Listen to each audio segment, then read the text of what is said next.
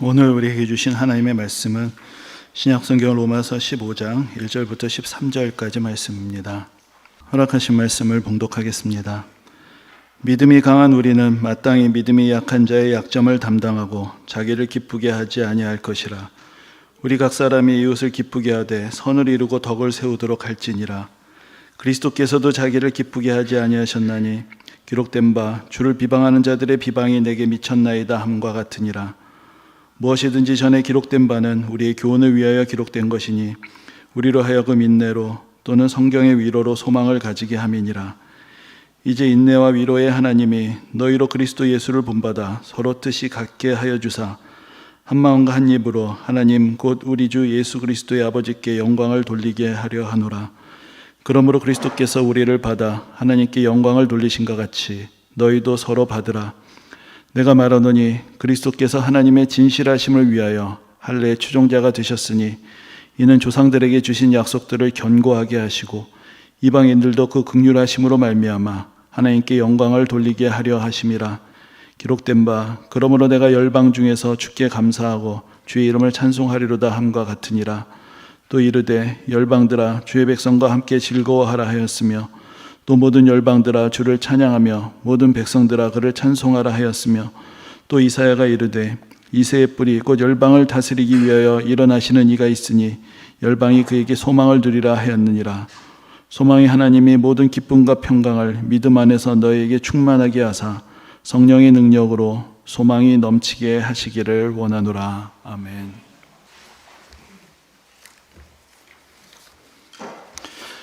여러분 명절 다 잘 보내셨습니까? 예.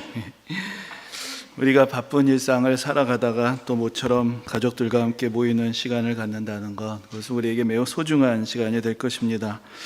저는 요즘 가족이란 어떤 사람들인가, 가족이란 우리를 치유해 주는 사람들이다라는 그런 생각을 하곤 합니다. 이 세상에 여러 가지 관계들이 있고 그 중에서 또 우리에게 소중한 여러 가지 사람들이 있지만 가족관계에는 그 안에만 있는 어떤 독특한 힘이 있는 것 같습니다.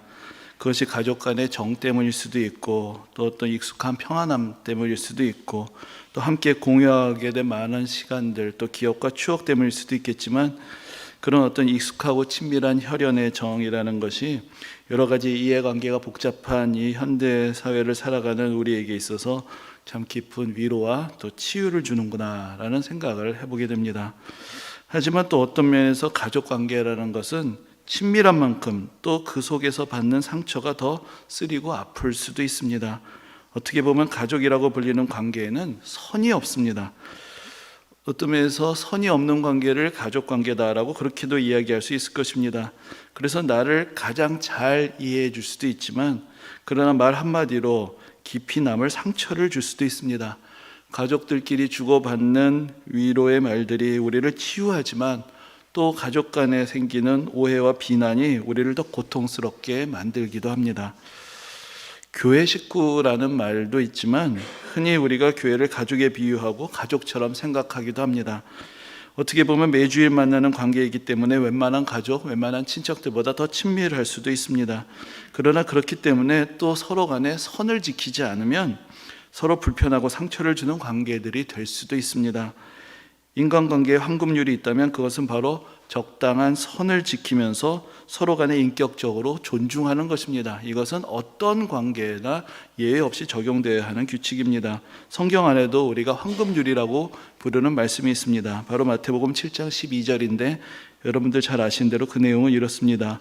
남에게 대접을 받고자 하는 대로 너희도 남을 대접하라. 이 말씀도 내가 나의 인격을 존중받기를 원하는 만큼 나도 다른 사람의 인격을 존중해야 된다는 그런 뜻이 될 것입니다. 가족관계에 있어서도 그렇고 성도들 간의 관계에 있어서도 그렇습니다. 우리는 때로 선을 넘는 것을 애정과 관심의 표현이라고 생각하기 쉽습니다. 하지만 거꾸로 생각해 보면 답이 나옵니다. 내게도 누구도 침범하지 말았으면 하는 선이 있는 것처럼 모든 사람들에게는 그런 경계, 그런 선이 있는 것입니다. 그렇기 때문에 우리가 주의하지 않으면 나에게는 그것이 애정과 관심의 표현일지 몰라도 누군가에게는 선을 넘는 상처가 될 수도 있는 것입니다.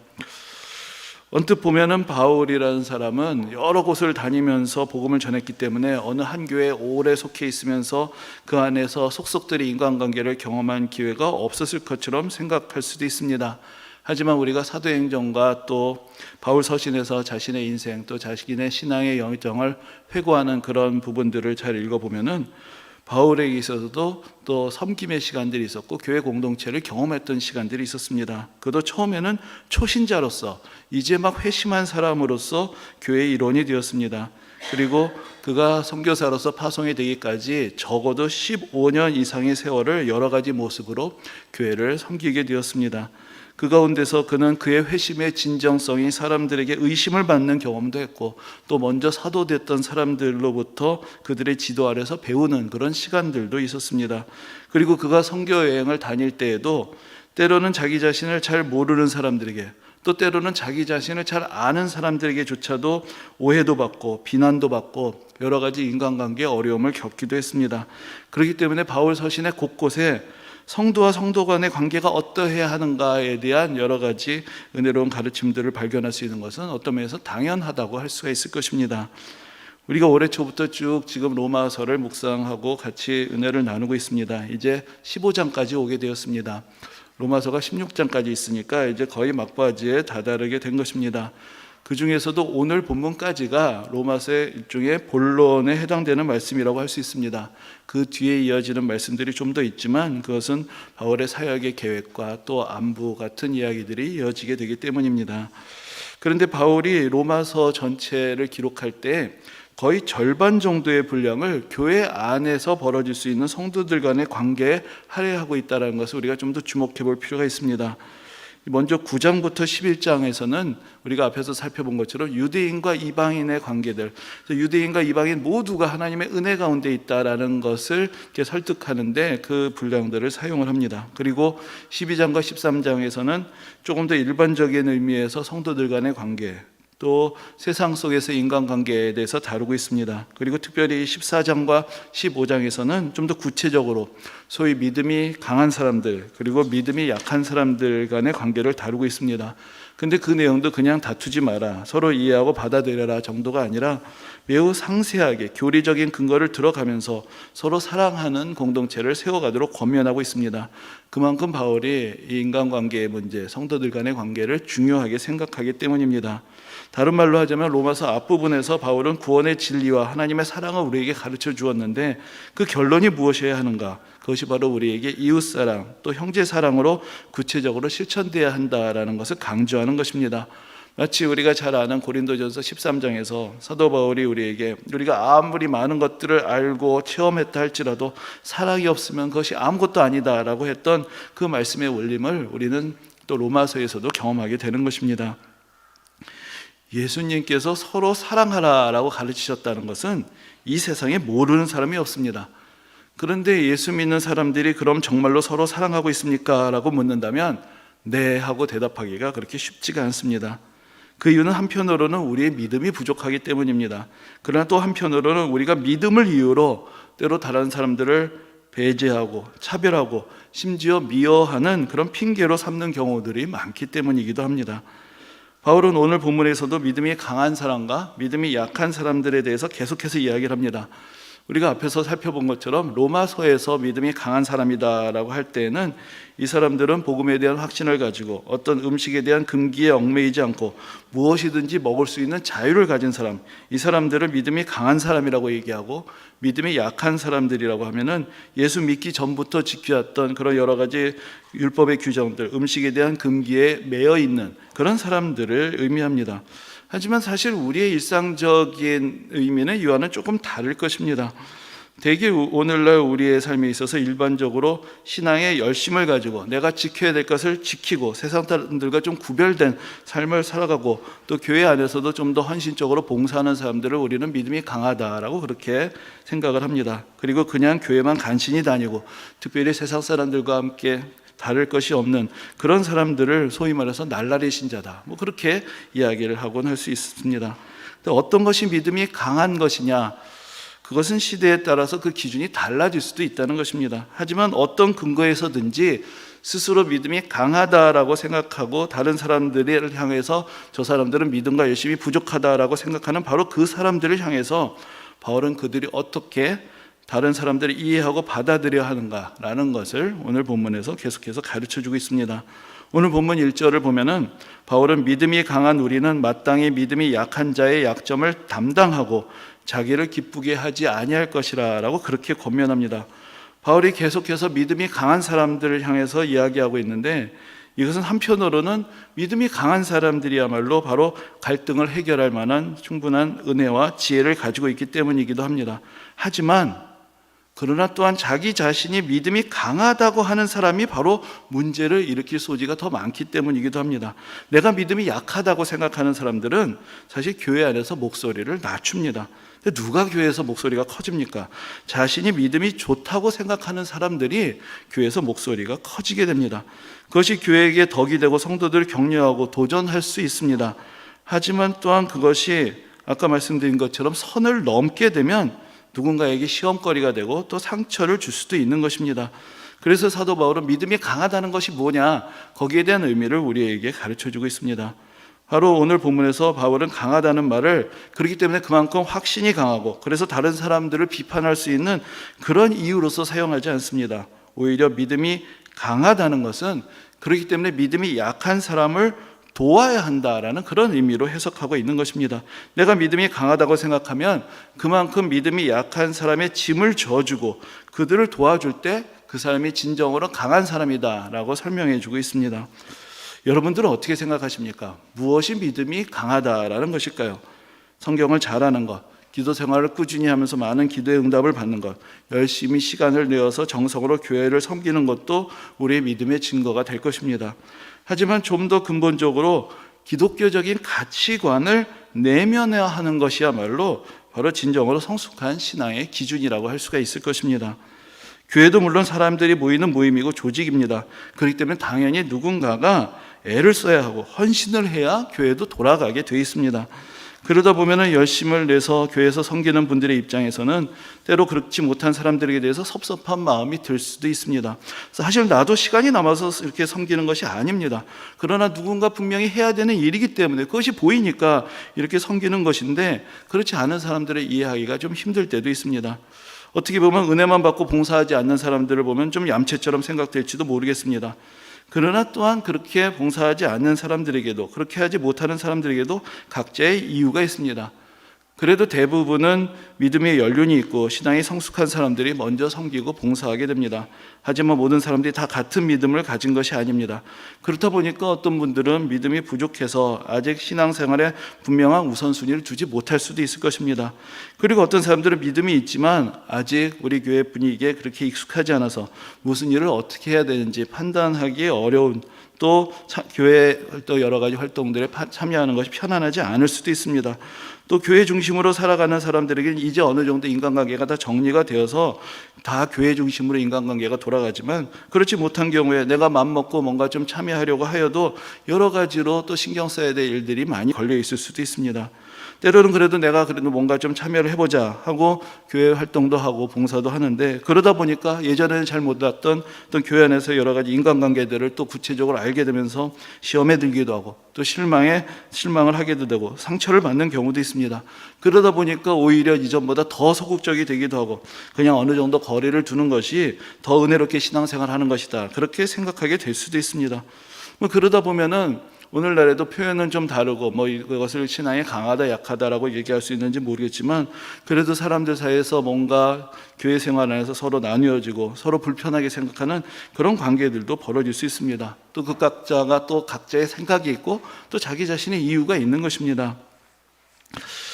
교회에서 경험했던 일은 아닌데 오래전 옛날의 일이지만은 예전에 대학생 시절에 공동체 안에서 이런 일들이 벌어질 수가 있겠구나, 사람들이 이렇게 생각할 수도 있겠구나라는 것을 좀 느끼게 되었던 하나의 저에게 있어서 작은 일화가 있습니다.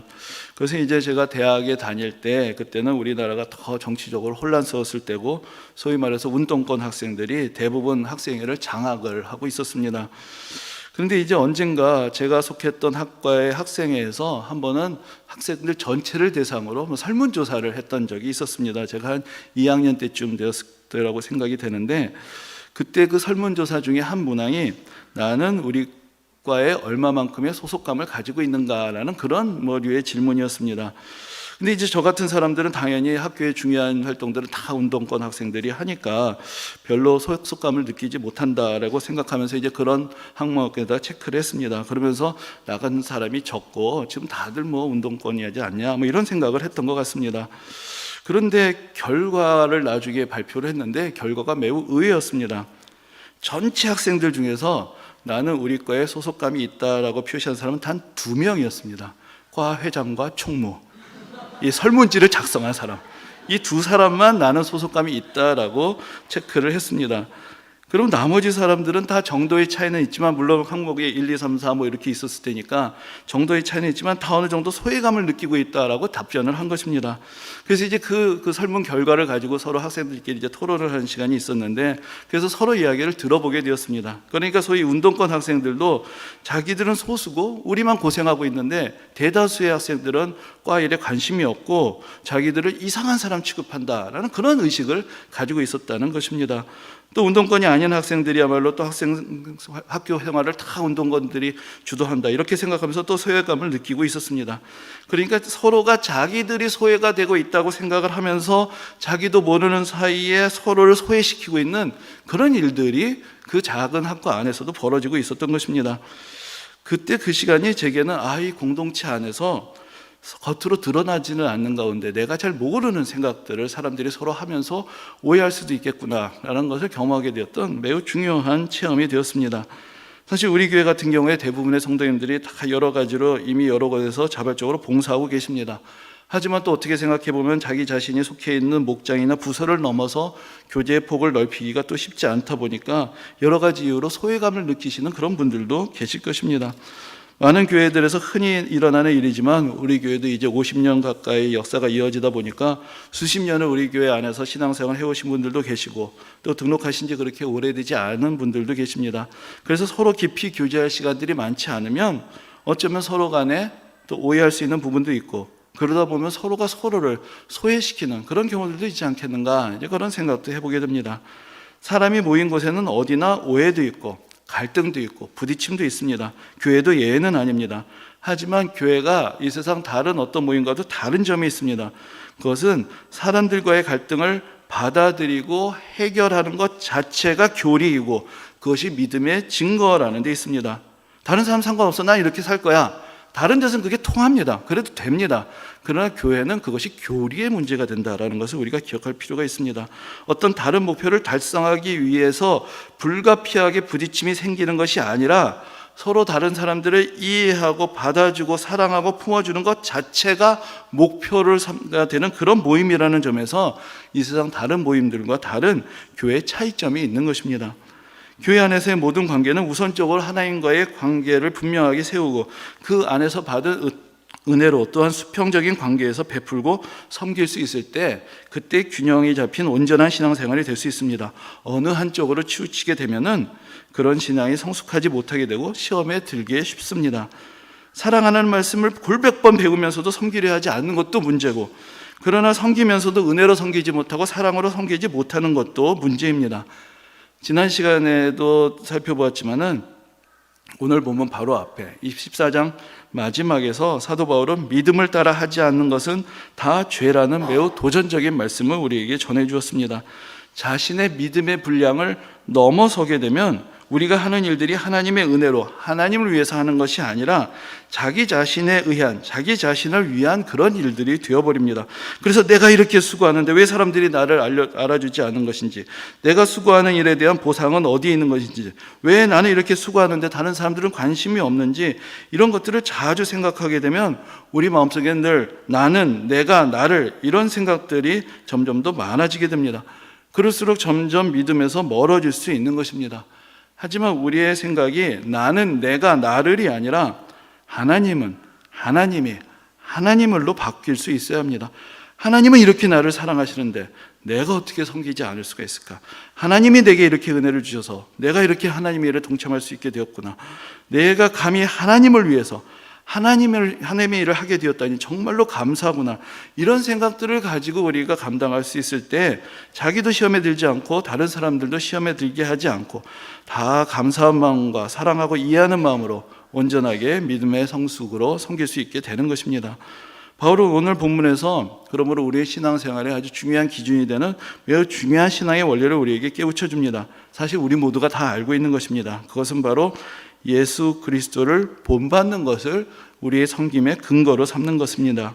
우리가 섬길 수 있고 헌신할 수 있는 것은 우리 자신을 위해서가 아니라 다른 어떤 이유에서가 아니라 예수 그리스도께서 그렇게 하셨기 때문에 우리가 그렇게 하는 것입니다. 바로 예수 그리스도를 본받는 것이 진정한 믿음의 길이기 때문입니다. 그래서 3절에서 이렇게 말씀합니다.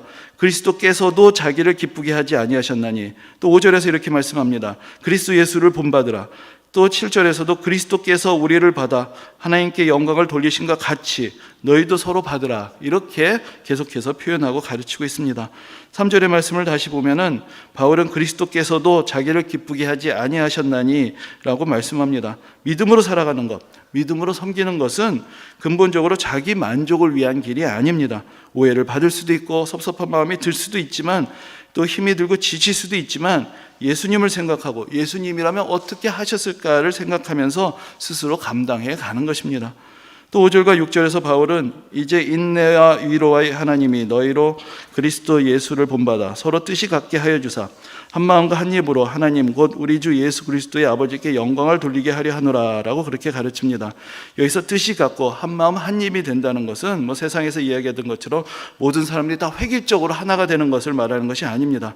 우리가 본문의 맥락을 쭉 읽어보면은 이것은 오히려 생각이 다르고 다른 모습을 가지고 있어도 우리는 그리스도 안에서 사랑 안에서 하나가 될 수 있다. 이것을 우리에게 깨우쳐 주는 것입니다. 그리스도 안에서 하나가 된다는 것은 모든 사람들이 일사불란하게 행동하고 그 안에서 어떤 행동의 차이도 용납하지 않는 그런 것을 의미하지 않습니다. 누군가를 또한 배제시키고 소외시키고 침묵시켜서 하나가 되는 것도 아닙니다. 그리스도께서도 자기를 기쁘게 하지 않으셨듯이 우리도 형제 자매들을 사랑하고 배려하고 자기를 낮추고 서로 이해하고 용납하면서 함께 그리스도의 지체로서 은혜의 공동체를 이루어가야 하는 것을 가르쳐 주는 것입니다.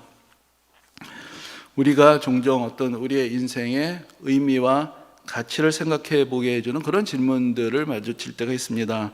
그 중에 하나가 아마 여러분들 다 자주 들어보셨을 텐데 오늘이 여러분 인생의 마지막이라면 여러분은 무엇을 하시겠습니까? 라는 그런 질문입니다. 아마 여러분들도 한 번쯤은 아마도 여러 번 이런 질문에 대해서 들어보시고 또 생각해 보셨을 것입니다. 여러분들은 어떻게 생각하십니까? 어떤 분들은 그동안 하고 싶었지만 하지 못했던 일을 꼭 해야 되겠다라고 생각하실 분들도 계실 것이고 그냥 내가 살아가던 대로 평범한 하루의 일상을 보내겠다라고 생각하실 분도 계실 것입니다. 또 어떤 분들은 내가 조용히 나의 지난 날을 한번 정리해보고 싶다라고 생각하시는 분도 계실 것입니다. 제가 이 말씀을 드리는 것은 얼마 전에 어떤 분의 페이스북에서 이와 같은 내용을 본 적이 있었는데 거기 이렇게 되어 있었습니다. 여러분은 오늘이 여러분 인생의 마지막 날이라면 무엇을 하시겠습니까? 이렇게 질문하면서 그 뒤에 이런 말이 이어집니다. 예수님께서는 그 마지막 날에 제자들의 발을 씻기셨습니다. 이렇게 기록이 되어 있었습니다. 제가 이 글을 읽고 짧은 글이었지만 참 많은 생각을 하게 되었습니다. 예수님께서는 체포되셔서 십자가를 지시기 바로 그 전날 저녁에 제자들과 함께 식사를 마지막으로 하셨고 모든 제자들의 발을 씻겨주셨습니다. 예수님을 배반한 유다의 발도 씻기셨고 예수님을 3번 부인할 베드로의 발도 씻기셨고 예수님을 버리고 도망갈 모든 제자들의 발을 하나하나 씻기시면서 섬김의 모범을 보여주셨습니다. 꼴 보기 싫은 사람 안 보면서 믿음 생활하는 것이 신앙이 아니고 나하고 친하고 나한테 잘하는 사람들하고만 어울리는 것이 성도의 교제가 아닙니다. 오해도 있고 불신도 있고 부딪힘도 있지만 진정한 섬김이란 것은 바로 그런 사람들 가운데서 예수 그리스도를 본받아서 그 모든 사람들을 받아주고 품어주고 이해하면서 섬기는 것입니다. 근데 사실 어떻게 생각해 보면은 요즘 젊은 사람들이 주로 하는 말대로 하자면 예수님이야말로 그야말로 넘사벽입니다. 내가 넘을 수 없는 벽이라고 할 수 있습니다. 도저히 넘을 수 없는, 도저히 따를 수 없는 그런 분이라고 생각할 수 있습니다. 어떻게 생각하면은 예수님이야말로 이 세상 역사 속에 등장한 수많은 사람들, 그 위인들 중에서도 그야말로 독보적인, 그야말로 유일무이한 분이십니다. 하나님의 아들로 이 땅에 오셨기 때문입니다. 그런데 우리가 감히 어떻게 그런 분하고 같을 수가 있는가? 그런데 성경은, 그런데 사도들은 그럼에도 불구하고 우리에게 계속해서 예수님을 본받으라고 그렇게 권합니다. 예수님께서도 친히 이렇게 말씀하십니다. 제자들 발을 씻겨주시면서 내가 너에게 행한 것 같이 너희도 행하게 하려 하여 본을 보였노라고 이렇게 말씀하셨습니다. 요즘은 다 실내가 금연이 돼 있으니까 그런 일이 없는데, 예전에 어느 식당에 이런 글을 본 적이 있습니다. 100세 밑으로는 다 금연. 담배를 피라는 걸까요? 말라는 걸까요? 근데 이것을 오늘 본문에 적용해 본다면 이렇게 말해 볼 수 있지 않을까 생각해 봅니다. 예수님 밑으로는 다 섬겨요. 이렇게 이야기를 할 수도 있겠죠. 앞에서 말씀드린 대로 예수님은 아주 특별하신 분입니다. 예수님이 가장 높으신 분이고 예수님이 가장 위대한 분이신데, 예수님의 말씀이 내가 특별하니까 나니까 이렇게 하지, 이렇게 말씀하신 것이 아니라 나도 이렇게 했으니까 너희들도 해야 한다라고 말씀하시는 것입니다. 그래서 오늘 설교의 제목을 그리스도께서도라고 그렇게 붙여보았습니다. 이 표현은 오늘 본문 3절에서 따온 것입니다. 여기에 암시되어 있는 것이 있습니다. 무엇일까요? 그리스도께서도 섬기셨으니 그러므로 우리도 섬겨야 한다라는 것입니다. 근데 우리는 여기서 자꾸 조사를 바꾸고 싶어 합니다. 그리스도께서는 그렇게 하셨는지 몰라도 우리는 그렇게는 못하지, 이렇게 생각하는 것입니다. 그러나 그것은 우리의 생각이지 성경의 가르침은 아닙니다. 예수님이시니까 그렇게 하신 것이 아닙니다. 예수님이신데도 그렇게 하신 것입니다.